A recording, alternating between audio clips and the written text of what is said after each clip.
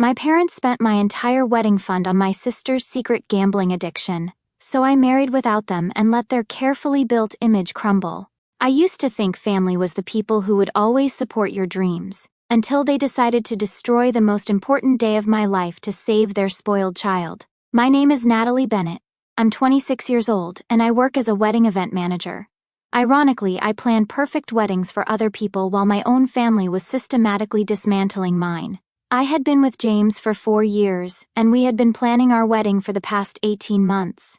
Everything seemed perfect from the outside.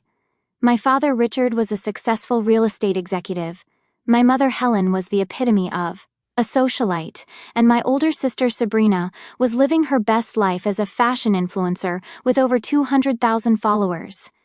But perfect families, I've learned, are often the most broken ones underneath. Looking back now, the first red flag was glaring, but I was too trusting to see it at the time. My parents had been dodging my questions about the wedding fund for months, and their evasive behavior should have set off every alarm bell in my head. For 3 long years, they had religiously set aside money specifically for my wedding day, making grand promises about how magical and perfect everything would be. $50,000, my father would say with pride. Enough to give you the fairy tale wedding you've always dreamed of. The elegant venue, the designer dress, the elaborate floral arrangements, the professional photographer, the works. But here's the thing that should have made me suspicious. Every single time I tried to discuss actually accessing that account to start putting down deposits on vendors, something convenient would happen. My father would suddenly get an emergency phone call that couldn't wait, rushing out of the room with an apologetic wave. My mother would mysteriously develop a splitting headache that required immediate attention and complete silence. Sometimes they'd both suddenly remember urgent errands that had to be done right that very moment. "Let's discuss the wedding fund tomorrow, sweetheart," became their go-to response, delivered with fake smiles and overly bright voices. But tomorrow would arrive, and somehow it was never the right time to talk.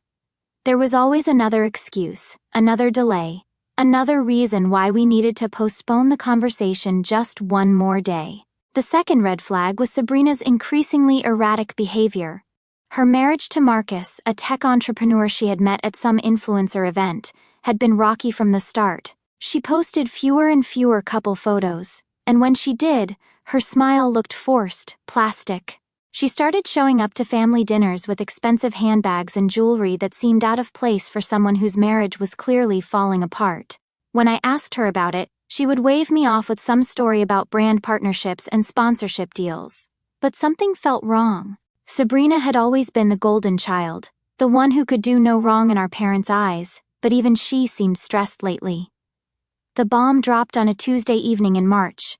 My parents had called a family meeting, which should have been my third red flag because we never had family meetings unless someone was in serious trouble. I walked into our family home expecting to finally discuss wedding venue bookings, maybe look at some catering options. Instead, I found my parents sitting stiffly on the couch with Sabrina curled up in the armchair, her eyes red and puffy from crying. The tension in the room was thick enough to cut with a knife. "Natalie, honey, sit down," my father said, his voice unusually serious. "We need to talk about some changes to your wedding plans." My stomach dropped immediately. Changes? What changes? James and I had already sent out save the dates. I had put a deposit down on my dress. We had booked the church. "What kind of changes?" I asked, trying to keep my voice steady. My mother reached over and took my hand, which made everything infinitely worse. "Sweetheart, you know how much we love you and want your wedding to be perfect. But Sabrina is going through a very difficult time right now, and as a family, we need to support each other." I looked over at my sister, who was now actively sobbing into a tissue. "What's going on, Sabrina? Is everything okay with Marcus?" That's when my father dropped the nuclear bomb. "Sabrina and Marcus are getting divorced. It's been a very messy, very expensive process, and we've had to help her with legal fees and other costs associated with the separation." I nodded, still not understanding where this was going. Of course they would help Sabrina with her divorce. That's what families do. "Okay, that's really hard. I'm sorry, Sabrina. But what does this have to do with my wedding?" The silence that followed lasted approximately forever. My parents exchanged a look that made my blood run cold. Finally, my mother spoke up. "Natalie, we had to use your wedding fund to help your sister. All of it." The words hit me like a physical blow. "What do you mean, all of it?" The $50,000 we had saved for your wedding, my father said, his voice barely above a whisper. We had to use it for Sabrina's legal fees and to help her get back on her feet. But this is just temporary, sweetheart. We can start saving again, and maybe in a few years. A few years? I interrupted, my voice rising despite my efforts to stay calm. Dad, my wedding is in 6 months. We've already booked everything. People have already made travel arrangements. Sabrina finally looked up from her tissues, her mascara streaked down her cheeks. Natalie, I'm so sorry. I never wanted this to happen, but I was drowning, and Mom and Dad saved my life. I promise I'll pay you back every penny as soon as I get back on my feet. I stared at my sister, trying to process what I was hearing. How much did your divorce cost, Sabrina? The legal fees alone were $35,000, my father answered when Sabrina just started crying harder. And then there were other expenses. What other expenses? I demanded. Another long silence. Finally, my mother spoke up. Sabrina had some debts that needed to be taken care of immediately. Credit cards, some loans. It was a very complicated situation. That's when I knew there was more to this story. A lot more. How much debt, Sabrina? My sister looked like she wanted to disappear into the chair. It wasn't that much, really. Just some shopping debt and a few investments that didn't work out. How much? I repeated, my voice now ice cold. 15,000, she whispered. I did the math in my head. 35,000 for legal fees, 15,000 for debt. That was exactly $50,000. My entire wedding fund had been used to clean up my sister's mess. So you're telling me that my wedding has been canceled so that Sabrina can get divorced and pay off her shopping debt? Natalie, don't be dramatic, my mother said, her tone sharpening. Your wedding isn't canceled, it's just postponed. Sabrina is family, and when family needs help, we help them. You can get married anytime. Sabrina needed this help right now. The casual way she dismissed my wedding, my dreams, my plans, felt like a slap across the face. I can get married anytime? Mom, do you realize how much work James and I have put into this? How many deposits we've already made? How many people have already arranged their schedules around our date? You're being selfish, my father said, and those words cut deeper than anything else. Your sister is going through the hardest time of her life, and all you can think about is a party. A party. He called my wedding a party. I looked around at my family, these people who were supposed to love and support me, and realized that I had never been their priority. Sabrina had always been the golden child, the one whose problems were everyone else's problems, whose happiness was worth sacrificing everyone else's dreams. What happens if Sabrina can't pay me back? I asked quietly. She will, my mother said quickly. Won't you, Sabrina? My sister nodded frantically. Of course I will. As soon as I get my influencer career back on track, I'll pay you back every penny. I promise. But I could see it in her eyes. She had no plan, no real income, and no intention of actually paying me back. This money was gone forever, and my parents knew it. They had made a choice, and they had chosen Sabrina over me. Again, I stood up slowly, my legs feeling shaky underneath me. I need some time to think about this. Natalie, please don't be upset, my mother pleaded. We're still a family, we'll figure this out together. But as I walked out of that house, I realized that they had already figured it out. They had decided that my dreams were less important than Sabrina's problems. They had decided that my future could be put on hold indefinitely while my sister got chance after chance to get her life together, and they expected me to be grateful for the sacrifice. That night, I called James and told him everything. I expected him to be furious, devastated, maybe even suggest we postpone the wedding ourselves. Instead, he was quiet for a long moment, then said, "So we'll figure out another way. James, we don't have $50,000, we have about $8,000 in our savings, and that's supposed to be for our honeymoon and the first few months of rent on our apartment. Then we'll have a smaller wedding," he said simply. "Natalie, I don't care if we get married in your backyard with pizza from the place down the street. I just want to marry you." It was exactly what I needed to hear, but it also made me realize something else. If James and I could figure out how to have a beautiful wedding on a tiny budget, why couldn't my parents have found another way to help Sabrina? Why was my wedding fund the only solution to her problems? Over the next few days, I started asking questions. Real questions. I called Sabrina's ex-husband Marcus, under the pretense of checking on him during the divorce. What I learned made my blood boil. According to Marcus, the divorce was actually pretty straightforward. They had a prenup, no kids, and very few shared assets. His lawyer had estimated the total cost at maybe $10,000, $15,000 at the most. So where had the other $25,000 gone? I also did some digging into Sabrina's social media activity over the past year. What I found was disturbing. Screenshots of online casino wins, posts about investing in cryptocurrency, and dozens of shopping hauls featuring designer items that cost more than most people's rent. My sister hadn't just accumulated debt through shopping. She had a gambling problem, and my parents had used my wedding fund to enable it. Armed with this information, I confronted my family one more time. This time, I came prepared. "I know about the gambling," I said, walking into my parents' living room where they were having their morning coffee. "I know the divorce didn't cost $35,000. I know you used my wedding money to pay off Sabrina's casino debts." My father's face went pale. "Natalie, how did you? It doesn't matter how I found out. What matters is that you lied to me. You destroyed my wedding to enable Sabrina's addiction, and then you made me feel guilty for being upset about it." My mother set down her coffee cup with shaking hands. "Sweetheart, you don't understand. Sabrina could have gotten into serious trouble with those people she owed money to. We were protecting her. By destroying my future?" I shot back. "By stealing my wedding fund and then calling me selfish for being upset about it?" Sabrina, who had been notably absent during our first conversation, chose that moment to walk into the room. She looked terrible, pale, thin, with dark circles under her eyes. "Natalie, I know you're angry, but you have to understand, I was in real trouble. Those people weren't just going to let me walk away from what I owed them. Then maybe you shouldn't have gambled money you didn't have." I exploded. "Maybe you should have gotten help for your addiction instead of letting mom and dad enable you." "I'm not addicted," Sabrina said defensively. "I just made some bad choices. Everyone makes mistakes." That's when I realized they would never see the truth. To them, Sabrina was always the victim, never the perpetrator of her own problems, and I would always be expected to sacrifice for her mistakes. "You know what?" I said, standing up. "You're right. Everyone makes mistakes, and my mistake was trusting you with my future." I walked toward the door, but my father's voice stopped me. "Natalie, where are you going? We need to figure this out as a family." I turned back to look at them one last time. "No, Dad. You already figured it out. You chose Sabrina over me.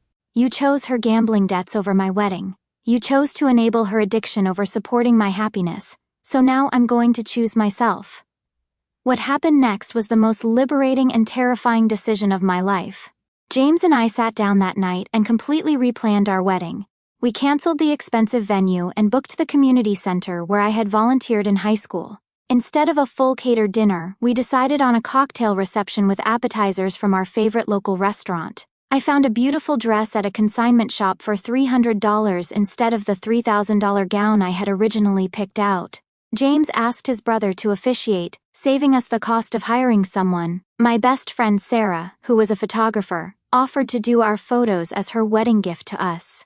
What we created was actually more beautiful than anything we had originally planned. It was intimate, personal, and filled with people who genuinely wanted to celebrate our love. Most importantly, it was ours. We weren't beholden to anyone else's money or anyone else's expectations. The one thing we didn't do was tell my family about any of it. 3 weeks before our new wedding date, I sent my parents and Sabrina a simple text message. "James and I are getting married on Saturday, May 15th. We've planned a beautiful celebration with the people who support our relationship.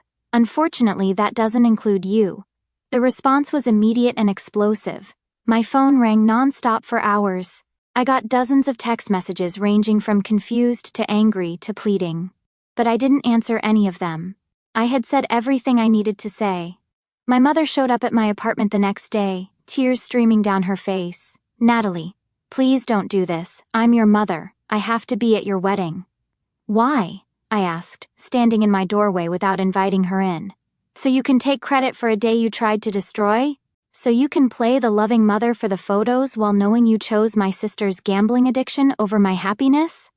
That's not fair," she sobbed.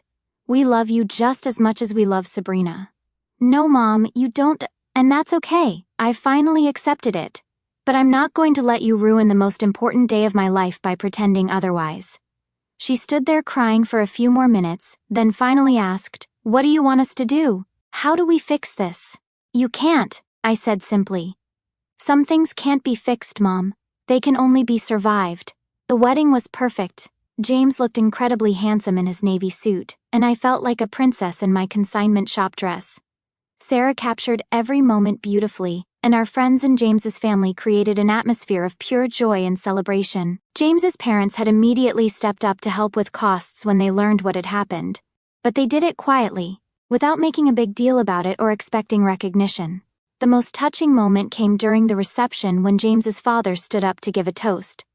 "I want to welcome Natalie to our family," he said, raising his glass. "Not because she's marrying my son, but because she's shown us what it means to choose love over obligation, happiness over guilt, and the future over the past. Natalie, you've taught us all something important about the difference between being related to someone and being family." I cried happy tears for the first time in months. The aftermath came exactly as I had expected. Within hours of our wedding photos being posted on social media, my phone exploded with angry calls and messages from my family. My father left a voicemail calling me vindictive and cruel. My mother sent a long text about how embarrassed and humiliated she felt having to explain to her friends why she wasn't at her daughter's wedding. Sabrina posted a passive-aggressive message on Instagram about fake family members who abandon you when you need them most. But the most telling response came from their social circle. My parents' friends started asking questions. Why weren't they at their daughter's wedding? What had happened to cause such a rift? My mother, who had always prided herself on maintaining the perfect family image, suddenly found herself having to explain that she had chosen to prioritize one daughter's problems over another daughter's happiness. The truth eventually came out, as truth always does.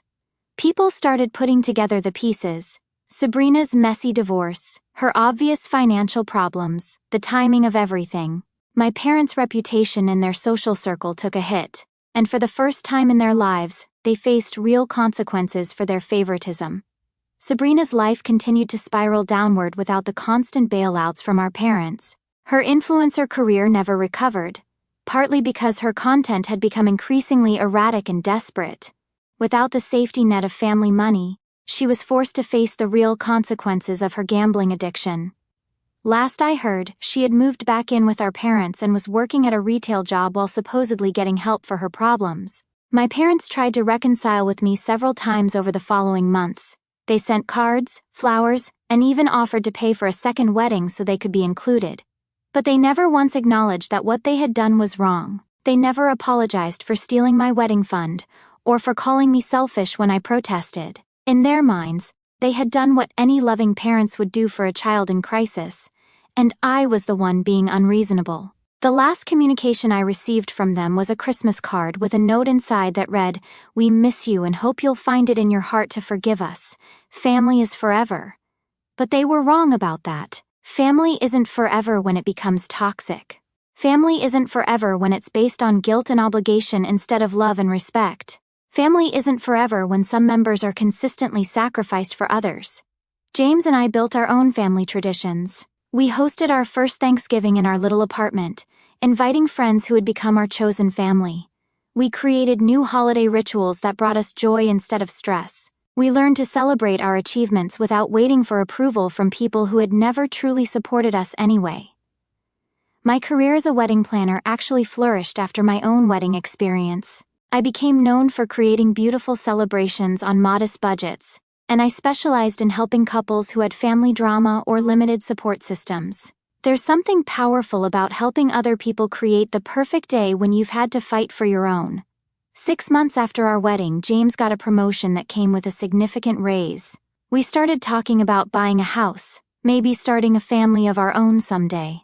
These conversations filled me with excitement instead of anxiety, because I knew that any children we had would grow up in a home where love wasn't conditional, where fairness wasn't negotiable, and where their dreams wouldn't be sacrificed for someone else's problems. I learned something important about the difference between being alone and being lonely. For years I had felt lonely even when surrounded by my family, because I was never truly seen or valued for who I was. Now, with James and our chosen family of friends, I never felt alone even when I was by myself, because I was surrounded by people who genuinely cared about my happiness. The hardest part wasn't cutting ties with my family. It was dealing with other people's reactions when they learned what I had done.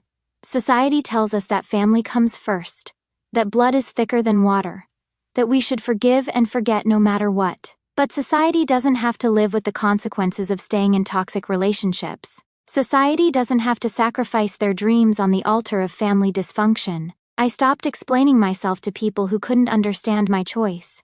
I stopped trying to justify my boundaries to people who had never had to set any. I learned that the people who truly mattered would support my decision without needing a detailed explanation. And the people who couldn't support it probably weren't people I needed in my life anyway. A year after our wedding, I ran into my mother at the grocery store. She looked older, more tired than I remembered. We made awkward small talk for a few minutes before she finally asked, "Are you happy, Natalie?" "Yes," I said simply. "I really am." She nodded slowly, tears forming in her eyes. "I just want you to know that we never meant to hurt you. We thought we were doing the right thing. I know you did, Mom, but impact matters more than intention. And the impact of your choices was that you taught me I couldn't trust you with my happiness." She started to say something else, but I gently cut her off. "I hope Sabrina gets the help she needs. I hope you and Dad are well. But I can't go back to being the daughter who sets herself on fire to keep everyone else warm." As I walked away from that conversation, I felt something I had never felt before when dealing with my family: peace. Not anger, not sadness, not guilt. Just peace. I had finally stopped trying to earn love from people who were incapable of giving it unconditionally. James and I celebrated our first wedding anniversary with a trip to Europe, something we never could have afforded if we had spent $50,000 on a single day. We visited small villages in Italy, ate at local restaurants in France, and danced to street musicians in Spain.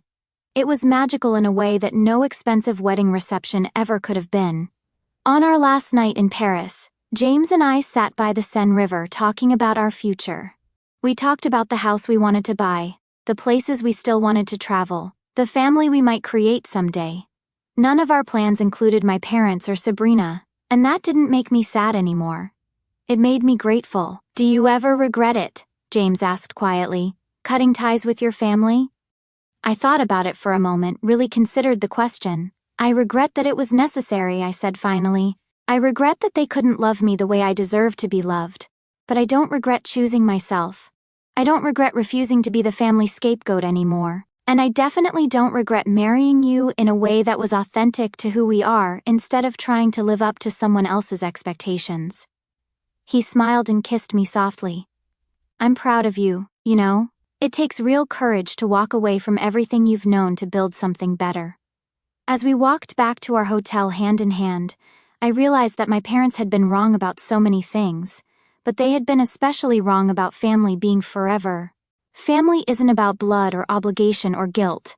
Family is about people who choose to show up for you, who celebrate your successes without trying to dim your light, who support your dreams instead of sacrificing them for their own convenience. I had learned that you can't control how other people treat you, but you can control how long you allow it to continue.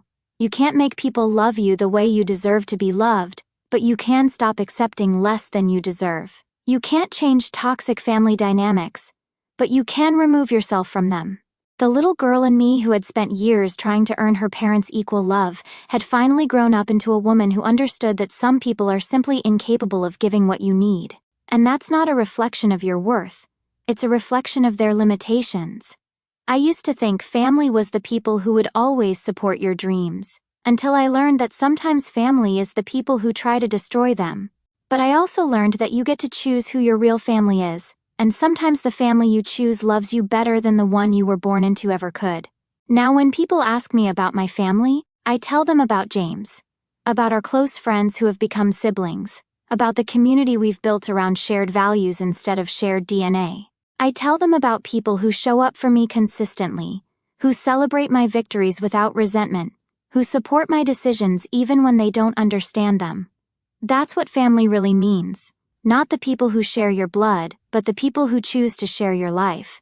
Not the people who demand your loyalty regardless of how they treat you, but the people who earn your trust through their consistent actions. Not the people who expect you to sacrifice your happiness for their comfort, but the people who want you to be genuinely happy even when it's inconvenient for them. I learned that sometimes the most loving thing you can do for yourself is to stop trying to love people who don't know how to love you back. Sometimes the most family-oriented decision you can make is to build a new family with people who actually understand what family means. Sometimes the most mature response to being consistently undervalued is to simply remove yourself from the equation. My wedding fund was stolen, my dreams were dismissed, and my family chose my sister's addiction over my happiness. But in the end, they gave me something more valuable than any wedding they could have paid for. They gave me the motivation to build a life so beautiful, so authentic, and so full of genuine love that I never looked back with regret. And that, I've realized, is the best revenge of all. Not needing revenge because you're too busy being happy.